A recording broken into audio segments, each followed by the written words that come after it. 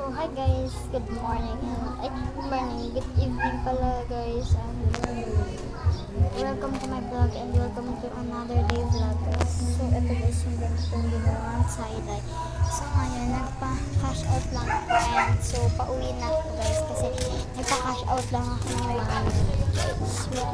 So guys, update ko lang pala kayo. Hindi ko po pala ma-upload yung sayaw namin kasi masyadong mahirap mag-upload. At least, ano ba paano mag-upload? So, dito na ako guys. Yung galing ko lang ngayon sa school. And ito yung pinaka-cash out ko guys.